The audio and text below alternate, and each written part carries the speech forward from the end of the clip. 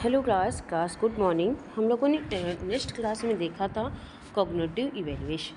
ठीक है, तो आज की जो हम क्लास में डिस्कस करेंगे हमने पढ़ा था क्या, कॉग्निटिव इवैल्यूएशन के बारे में। ठीक है, इसमें अब हम जो बात करेंगे cognitive development growth in the process, मतलब कि कैसे हमारी जो थिंकिंग लैंग्वेज है वो कैसे डेवलपमेंट हुई। तो कॉग्निटिव डेवलपमेंट में हमने पहले पढ़ा था थिंकिंग। ठीक, आज की क्लास में जो डिस्कस करने वाले हैं मेमोरी के बारे में। तो मेमोरी का क्या मतलब होता है हमारे साइकोलॉजी एंड सोशियोलॉजी में। तो क्या होता है कि हमारी मेमोरी का मतलब है इंफॉर्मेशन को रिसीव करना, किसी भी कोई भी जो हमारी इंफॉर्मेशन है उसको हम किस तरीके से रिसीव कर रहे हैं करना, उससे हमें ब्रेन में स्टोर करना, उसके और लॉन्ग टाइम तक रिटेन याद रखना, और जब ज़रूरत हो तब रिकॉल करना हुआ, मतलब वापस याद करना। तो ये क्या है, हमारी मेमोरी की बात होती है इसमें। तो मेमोरी वो मेंटल एबिलिटीज़ होती है जिसकी हेल्प से हम पोस्ट एक्सपीरियंस या नॉलेज या फैक्ट या नेम या फेस या और डेली एक्टिविटीज़ को याद रखते हैं और ज़रूरत पड़ने पर उन्हें यूज़ करते हैं। मेमोरी क्या होती है, बर्थ से ही डेवलप होना स्टार्ट हो जाती है, लेकिन जैसे जैसे बच्चे का ब्रेन मैच्योर होता है और लर्निंग एक्सपीरियंस बढ़ती है तो मेमोरी और स्ट्रॉन्ग और ऑर्गेनाइज हो जाती है। ठीक है, तो हाउ मेमोरी वर्क, मेमोरी कैसे काम करती है। तो मेमोरी मेनली 3 स्टेप्स में काम करती है। जैसे कि हमारा क्या है, इनकोडिंग, मतलब इंफॉर्मेशन को समझना, ये इनकोडिंग होती है। नंबर 1 हो गया, या स्टोरेज, मतलब इंफॉर्मेशन को कैसे हम स्टोर कर रहे हैं। ओके, फिर हमारा है रिकॉल, मतलब इंफॉर्मेशन को कैसे हम याद कर रहे हैं। तो इनकोडिंग मतलब कि इंफॉर्मेशन को समझना। तो सबसे पहले हमारा ब्रेन जो होता है इंफॉर्मेशन को रिसीव करता है और उसके अंडरस्टैंड करता है। जैसे कि टीचर क्लासरूम में चैप्टर एक्सप्लेन करना, तो कैसे वो बच्चा उस इंफॉर्मेशन को समझ पा रहा है। ठीक है, स्टोरेज मतलब इंफॉर्मेशन को स्टोर करना। तो समझ समझ समझा समझ हुई इंफॉर्मेशन ब्रेन में किस प्रकार उसने चीज़ों को समझा है वो ब्रेन में कैसे स्टोर कर रहा है। ठीक, तो स्टूडेंट चैप्टर्स को अपनी मेमोरी में कैसे सेव कर रहा है। ठीक है, रिकॉल इन्फॉर्मेशन को याद करना। रिकॉल क्या होता है कि इन्फॉर्मेशन को किस तरीके से हम याद कर पा रहे हैं, जब ज़रूरत होती है तब स्टोर इन्फॉर्मेशन को वापस याद किया जाता है। जैसे कि एग्ज़ाम के टाइम स्टूडेंट आंसर लिखता है तो क्या होता है, वो याद करता है, रिकॉल करता है, फिर वो लिख पाता है ना। फिर इसी में हम देखेंगे जो टाइप्स ऑफ मेमोरी की, तो हमारी सेंसरी मेमोरी, ये मेमोरी सिर्फ फ्यू सेकंड के लिए इंफॉर्मेशन को होल्ड करती है। ये इंफॉर्मेशन हमारी आँख में या कान में या नोज़ में या स्किन और टच से रिसीव होती है। ठीक है, जैसे कि हमारी लाइट है, चमकने के बाद उसकी इमेज कुछ सेकंड तक हमें याद रहती है। ठीक, फिर हमारा आता है शॉर्ट टर्म मेमोरी, जिसको हम STM बोलते हैं। इस मेमोरी में इंफॉर्मेशन 15 से 30 सेकंड तक रहती है। अगर इंफॉर्मेशन को रिपीट कहीं नहीं किया जाए तो वो भूल भी जाते हैं। किसी का मोबाइल नंबर सुनकर कुछ देर तक याद रखना। ठीक है, यह लॉन्ग टर्म मेमोरी जिसको हम LTM बोलते हैं, ये मेमोरी इंफॉर्मेशन को हमारे मंथ या ईयर या पूरी लाइफ तक स्टोर कर सकते हैं। जैसे कि अपना नाम याद रखना, अल्फ़ाबेट याद रखना, मल्टीप्लिकेशन टेबल्स याद रखना या साइकिल चलाना याद रखना। तो ये क्या है, ये लॉन्ग टर्म मेमोरी है। ठीक है, अब हम बात करेंगे कि कैसे डेवलपमेंट ऑफ मेमोरी का। तो बेबी क्या होते हैं, मदर्स की वॉइस और उसकी फेस को पहचान लेते हैं।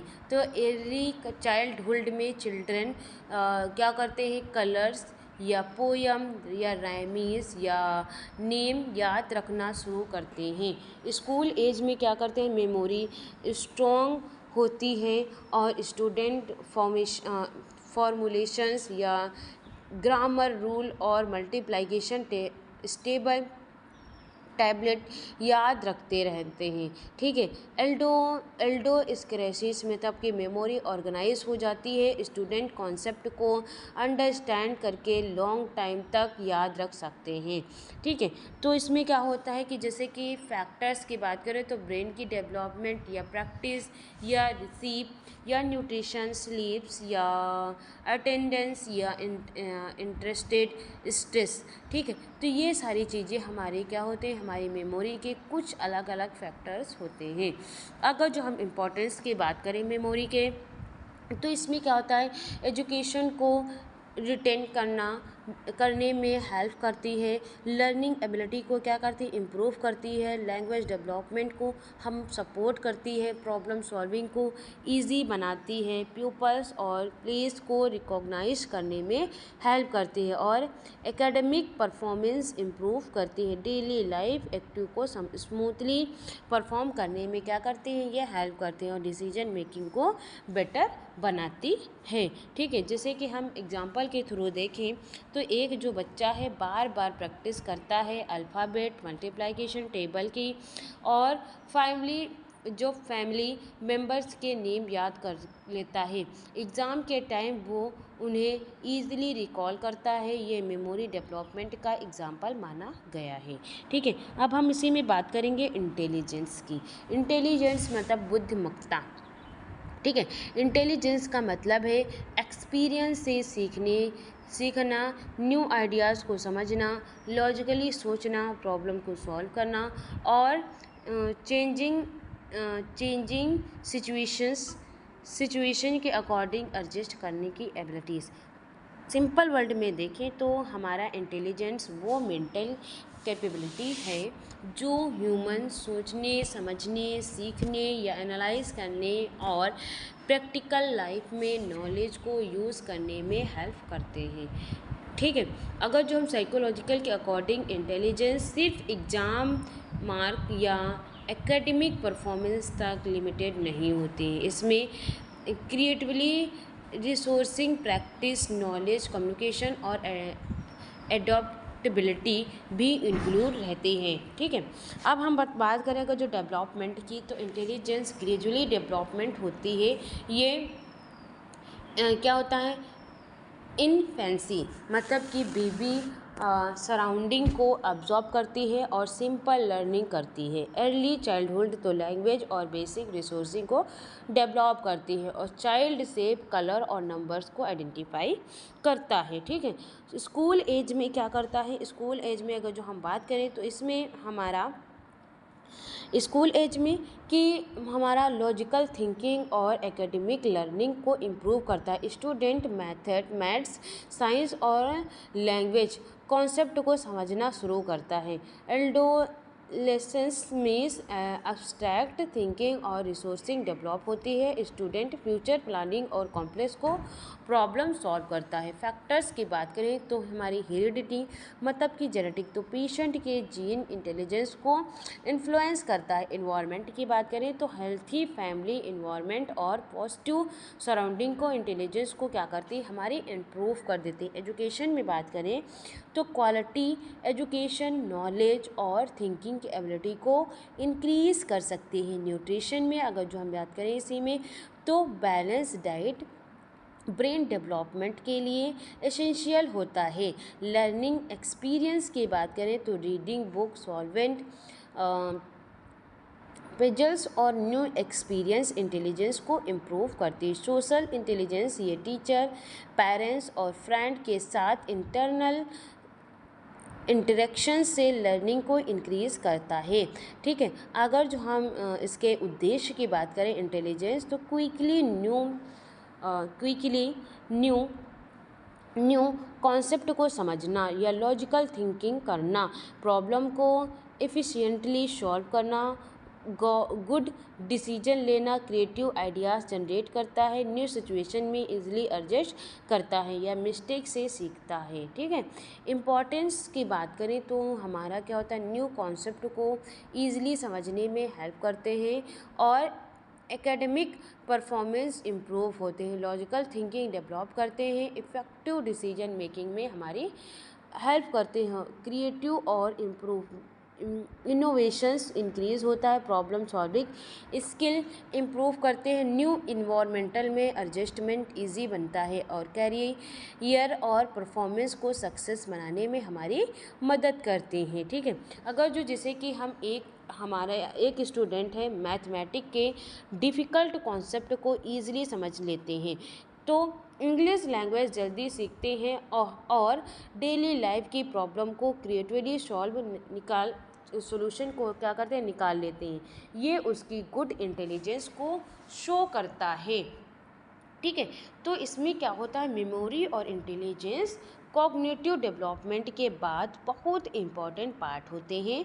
ये मेमोरी ह्यूमन इंफॉर्मेशन को स्टोर और रिटेन और रिकॉल करने में हेल्प करते हैं, जबकि इंटेलिजेंस ह्यूमन लॉजिकल सोचना, सीखना, प्रॉब्लम सॉल्व करना और न्यू सिचुएशन के अकॉर्डिंग एडजस्ट करने की एबिलिटी देती है। दोनों एबिलिटीज़ बर्थ से डेवलप होती हैं, स्टार्ट होती हैं और एजुकेशन, न्यूट्रिशन, प्रैक्टिस या फैमिली सपोर्ट और लाइफ एक्सपीरियंस के साथ कंटिन्यूसली इम्प्रूव होती है। ठीक है, स्ट्रॉन्ग मेमोरी और गुड इंटेलिजेंस के पर्सन को academic sources, better communication, effect या डिसीजन मेकिंग और ओवरऑल पर्सनालिटी डेवलपमेंट में इम्पॉर्टेंट रोल प्ले करते हैं। ठीक है, फिर हम बात करेंगे इसमें रिसोर्सिंग की। रिसोर्सिंग मीन्स तर्क शक्ति। तो रिसोर्सिंग का मतलब होता है लॉजिकली सोचना या फैक्ट को एनालाइज करना। ठीक, तो इन्फॉर्मेशन को कंपेयर करना, उसके बेस पर सही कंक्लूज़न निकालना। ठीक है, तो रिसोर्सिंग वो मेंटल एबिलिटीज़ है जिसकी हेल्प से हम किसी सिचुएशन को समझते हैं, उसके कॉज और इफ़ेक्ट को एनालाइज करते हैं और इमोशन के बजाय एविडेंस और लॉजिकल के बेसिस पर डिसीजन लेते हैं। रिसोर्सिंग कॉग्निटिव डेवलपमेंट का इम्पॉर्टेंट पार्ट है। जो चाइल्डहुड मतलब बचपन में रिसोर्सिंग सिंपल होती है, लेकिन एल्डोस्क्लेरोसिस में ब्रेन मैच्योर होने के साथ रिसोर्सिंग और लॉजिकल्स अब्स्ट्रैक्ट और साइंटिफिक बन जाती है। हाउ रिसोर्सिंग कैसे डेवलप होती है। ठीक है, तो इसमें रिसोर्सिंग ग्रेजुअली डेवलप होती है इन फ्रंट मतलब बॉडी में ऑब्जर्वेशन और एक्सपीरियंस से सीखते हैं। ठीक है, तो क्या होता है कि हमारे बॉडीज़ या बेबीज़ किस तरीके से सीखते हैं, तो बेबी बार बार टॉय को गीला कर देता है, इस वजह से नीचे की वो ही गलता है। ठीक, अगर जो हम अर्ली चाइल्डहुड की बात करें तो चिल्ड्रन सिंपल कंपैरिजंस और कॉज इफ़ेक्ट रिलेशनशिप समझना शुरू करता है। ठीक है, बच्चा समझता है कि अगर स्विच ऑन करेंगे तो लाइट जल जाएगी। ठीक है, अगर जो स्कूल एज की बात करें तो लॉजिकल रिसोर्सिंग इम्प्रूव होती है, स्टूडेंट कंपैरिजन, क्लासिफिकेशन और मैथमेटिकल रिसोर्सिंग सीखते हैं। ठीक है, बच्चा क्या करता है, डिफरेंट एनिमल्स को उनके कैरेक्टरिस्टिक के अकॉर्डिंग क्लासीफाई करता है। ठीक है, फिर हम बात करें अगर जो टाइप्स ऑफ रिसोर्सिंग की, तो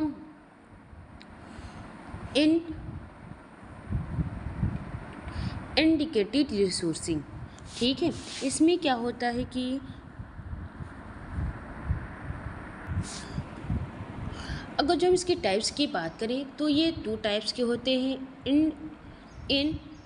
इंडिकेटेड रिसोर्सिंग और डेडुकेटिव रिसोर्सिंग। मतलब कि इंडिकेटिव रिसोर्सिंग में पर्सन स्पेसिफिक ऑब्जर्वेशन को देखकर एक जनरल काउंसलिंग्स बनाते हैं। जैसे एक बच्चा बार बार ऑब्जर्व करता है कि डार्क कोल्ड के बाद रैन होती है, तो वो क्या होता है, कंक्लूड करता है कि डार्क कोल्ड्स आने पर रैन हो सकती है। दूसरी तरफ डेडक्टिव रिसोर्सिंग में पर्सन एक जनरल रूल का यूज़ करके स्पेसिफिक कंक्लूज़न निकालता है। जैसे अगर रूल है कि सभी मैमल्स वार्म ब्लड होते हैं और होल एक मैमल्स है, तो कंक्लूज़न होगा कि वहाँ भी वार्म या ब्लडेड है। दोनों तरह की रिसोर्सिंग एजुकेशन, साइंस और डेली लाइफ में बहुत यूज़फुल होती है। जैसे कि गुड रिसोर्सिंग स्किल पर्सन को लॉजिकल थिंकिंग डेवलप करना, कॉम्प्लेक्स प्रॉब्लम को सॉल्व करना, बेटर एडजस्टमेंट लेना और साइंटिफिक अपियरेंस अडॉप्ट करने में हेल्प करता है। ये क्रिटिकल थिंकिंग को इम्प्रूव करते हैं और इरिटेशन डिसीजन लेने से बचती है। एकेडमिक लर्निंग, रिसर्च या मेडिकल फील्ड में, बिजनेस और डेली लाइफ के हर एरिया में रिसोर्सिंग का बहुत इम्पोर्टेंट रोल होता है। फॉर एग्जांपल के लिए बताएं कि एक एडल्ट जब जॉब ऑफर को, तो ये क्या करते हैं, सैलरी, लोकेशन या वर्किंग हाउस और कैरियर ग्रोथ के बेसिस पर कंपेयर किया जाता है और उसके बाद बेस्ट ऑप्शन चॉइस करते हैं जो वो रिसोर्सिंग का यूज़ कर ले रहे होते हैं। ठीक है, अब अगर जो हम देखें, बात करें इसमें प्रॉब्लम सॉल्विंग की, तो प्रॉब्लम सॉल्विंग में क्या होता है कि हमारा जो प्रॉब्लम सॉल्विंग होता है, प्रॉब्लम सॉल्विंग का मतलब है किसी प्रॉब्लम को पहचानना, मतलब कि आइडेंटिफाई करना, उसके केसेस को एनालाइज करना, उसकी प्रॉब्लम सॉल्यूशन के बारे में सोचना, सबसे बेस्ट सॉल्यूशन चॉइस करना और उसके रिजल्ट को इवेलुएट करना। ये कॉग्निटिव डेवलपमेंट का एक एसेंशियल्स स्किल है जो हर पर्सन को डेली लाइफ की या फिर डिफ़िकल्टीज़ और चेंजेस को सक्सेसफुल बनाने में क्या करते हैं, मदद करते हैं। प्रॉब्लम सॉल्विंग सिर्फ एकेडमिक क्वेश्चन सॉल्व करने तक लिमिटेड नहीं है, बल्कि ये घर, स्कूल, वर्क प्लेस और सोशल लाइफ की हर सिचुएशन में इसका यूज़ होता है। ये स्किल एजुकेशन, ऑब्जर्वेशन, एक्सपीरियंस या प्रैक्टिस और लॉजिकल थिंकिंग के थ्रू ग्रेजुअली डेवलप होते हैं। बचपन में क्या होता है कि बच्चे क्या करते हैं, बचपन में बच्चे सिंपल प्रॉब्लम सॉल्व करते हैं। जैसे हमारी पुजल्स कॉम्प्लेक्स करना या हैंडल टॉय या धुआंधार या ब्लॉक को करेक्ट ऑर्डर्स में अरेंज करना। जैसे जैसे एज बढ़ती है वैसे वैसे उनकी प्रॉब्लम सॉल्व एबिलिटीज़ भी इम्प्रूव होती हैं। स्कूल एज में क्या होता है कि स्टूडेंट मैथमेटिक्स, साइंस और लैंग्वेज की प्रॉब्लम सॉल्व करने सीखते हैं, जबकि एडोलेसेंस और एडल्टहुड में वो साइंस, इमोशंस और फाइनेंशियल्स और ग्रेजी रिलेटेड प्रॉब्लम को एनालाइज करते हैं, प्रैक्टिकली सॉल्यूशन निकालते हैं। कि इफ़ेक्टिव प्रॉब्लम सॉल्व के लिए लॉजिकल थिंकिंग, रिसोर्सिंग, क्रिएटिविटी या पेशेंट ऑब्जर्वेशन और डिसीजन मेकिंग स्किल का होना बहुत ज़रूरी होता है। प्रॉब्लम सॉल्विंग का प्रोसेस जनरली कुछ इम्पॉर्टेंट स्टेप्स फॉलो करना होता है। सबसे पहले क्या होता है, पर्सन प्रॉब्लम को आइडेंटिफाई करता है, फिर उसके कॉज को एनालाइज करता है, उसके बाद डिफरेंट पॉसिबल्स सॉल्यूशन के बारे में सोचते हैं और उनमें एक सबसे सूटेबल सॉल्यूशंस को क्या करते हैं, सुटेबल सॉल्यूशन को चूज़ करते हैं। लास्ट में वो चेक करता है कि सेलेक्ट द सॉल्यूशन सक्सेसफुली है या नहीं। अगर प्रॉब्लम सॉल्व नहीं होती है तो पर्सन दूसरा सॉल्यूशन ट्राई करता है। इस प्रोसेस से पर्सन को कॉन्फिडेंस और प्रैक्टिकल नॉलेज दोनों इम्प्रूव होते हैं।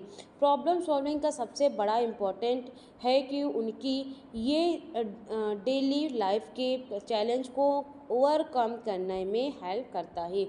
ये क्रिएटिविटी और इनोवेशन को क्या करता है, इंक्रीज करते हैं और इंडिपेंडेंट लर्निंग को इनकरेज करता है और क्रिटिकल थिंकिंग डेवलप करते हैं। ये सेल्फ कॉन्फिडेंस को भी इम्प्रूव करते हैं और पर्सन को डिफ़िकल्ट सिचुएशन में क्लेम और सिस्टमेटिक अप्रोचेस को से काम कम करना सीखते हैं। और फॉर एग्जांपल के लिए एक स्टूडेंट जब मैथमेटिक को डिफ़िकल्ट सिचुएशन सॉल्व करता है, सॉल्व नहीं कर पाता है, तो वो फार्मूला दोबारा चेक करते हैं और डिफरेंट मेथड्स को क्या करते हैं, ट्राई करते हैं और अपनी कैलकुलेशन वेरीफाई करते हैं और फाइनली जब यूज़ करेक्ट आंसर मिल जाता है तो ये सक्सेसफुल प्रॉब्लम को सॉल्व एग्जाम्पल मानते हैं। ठीक है, क्या होता है हमारा कि जो रिसोर्सिंग और प्रॉब्लम सॉल्विंग दोनों कॉग्निटिव डेवलपमेंट के बहुत इंपॉर्टेंट कंपोनेंट्स माने गए हैं। रिसोर्सिंग हमें लॉजिकली सोचना, फैक्ट को एनालाइज करना और एविडेंस के बेस पर सही कंक्लूजन निकालने की एबिलिटी देती है, जबकि प्रॉब्लम सॉल्विंग हमें लाइफ की प्रॉब्लम को आइडेंटिफाई करके उसका बेस्ट और प्रैक्टिकल सॉल्यूशन ढूंढने में क्या करती है, हेल्प करती है। ये दोनों स्किल चाइल्डहुड से ग्रेजुअली डेवलप होते हैं और एजुकेशन, एक्सपीरियंस, ऑब्जर्वेशंस और रेगुलर प्रैक्टिस के साथ और स्ट्रॉन्ग बनती रहती है। स्ट्रॉन्ग रिसोर्सिंग और प्रॉब्लम सॉल्विंग एबिलिटीज़ एक पर्सन को इंटेलिजेंस, कॉन्फिडेंस, आइडेंटिफिकेशन, इंडिपेंडेंस और सक्सेसफुल बनाती है और उसके एकेडमिक प्रोफेशनल्स और पर्सनल्स लाइफ में इम्पॉर्टेंट रोल को क्या करती है, प्ले करती है। ठीक है, अब हम बात करेंगे डिसीजन मेकिंग, किस तरीके से हम डिसीजन ले सकते हैं। ठीक है,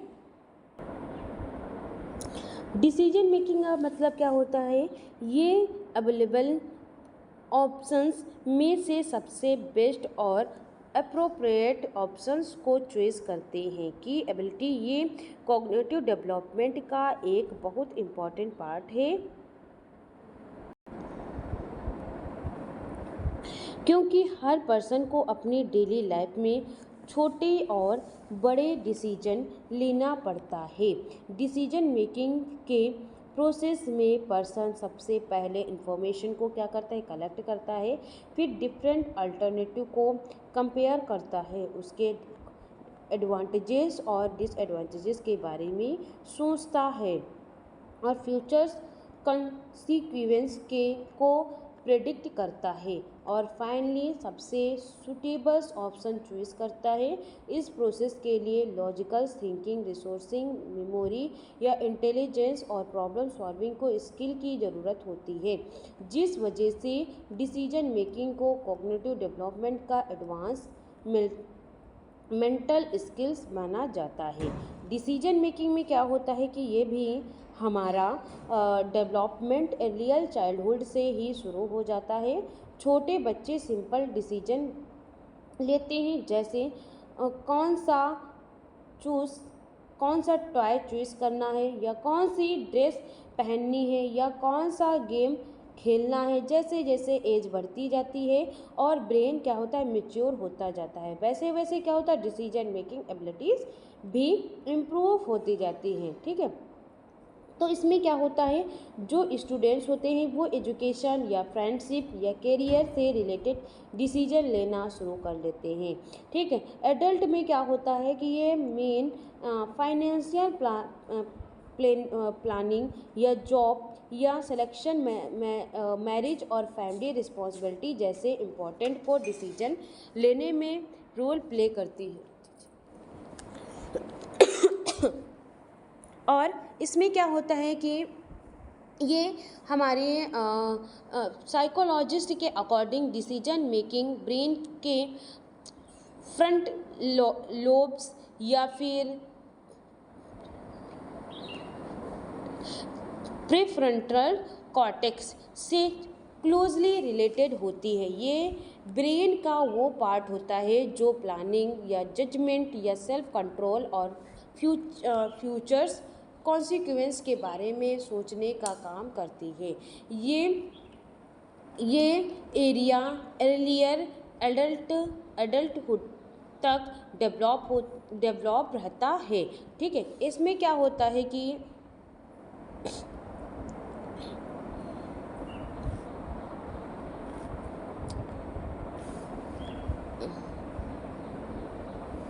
इसमें ये हमारे ब्रेन वो पार्ट होते हैं जो प्लानिंग को और उसमें जो भी एडल्टहुड तक डेवलप होते रहते हैं। इसीलिए हमारे मैच्योर एडल्ट जनरली चिल्ड्रन के कंपैरिजन में बेटर डिसीजन ले पाते हैं। गुड डिसीजन मेकिंग के लिए सिर्फ नॉलेज ही नहीं बल्कि रिसोर्सिंग, इमोशन कंट्रोल, एक्सपीरियंस और क्रिटिकल थिंकिंग भी बहुत इम्पॉर्टेंट मानी गई है ना। अगर पर्सन बिना सोचे समझे या ये सिर्फ इमोशंस के बेस पर डिसीजन लेता है तो गलत डिसीजन होने की पॉसिबिलिटी बढ़ जाती है। लेकिन जब पर्सन फैक्ट को एनालाइज करता है, डिफरेंट पोजीशन को कंपेयर करता है और फ्यूचर्स में क्या करता है, रिजल्ट के बारे में सोचकर डिसीजन लेता है तो उसके सक्सेसफुल होने के चांसेस ज़्यादा होते हैं। इसलिए स्कूल और कॉलेजेस में स्टूडेंट को क्रिटिकल थिंकिंग और लॉजिकल रिसोर्सिंग डेवलपमेंट करने पर भी जोर दिया जाता है। ठीक है, तो डिसीजन मेकिंग का सबसे बड़ा इम्पॉर्टेंट है कि क्योंकि ये पर्सन को अप्रोप्रिएट चॉइस लेने में हेल्प करता है कि अननेसेसरी मिस्टेक को कम करना है और सेल्फ कॉन्फिडेंस को इंक्रीज़ करना होता है। ये रिस्पॉन्सिबिलिटी की फीलिंग डेवलप करते हैं और पर्सन को अपने एक्शन के सीक्वेंस समझने में हेल्प करता है। Good decision making academic success या करियर ग्रोथ या हेल्थी रिलेशनशिप और पर्सनल लाइफ में भी इम्पॉर्टेंट रोल प्ले करते हैं। मेडिकल प्रोफेशनल्स, टीचर्स या इंजीनियर और बिजनेस मैनेज सभी को हर दिन इम्पॉर्टेंट डिसीजन लेना पड़ता है। इसलिए ये स्किल हर प्रोफेशनल्स के लिए एसेंशियल होती है। जैसे कि हमारा एक स्टूडेंट के पास दो ऑप्शन हैं, या दो स्कूल से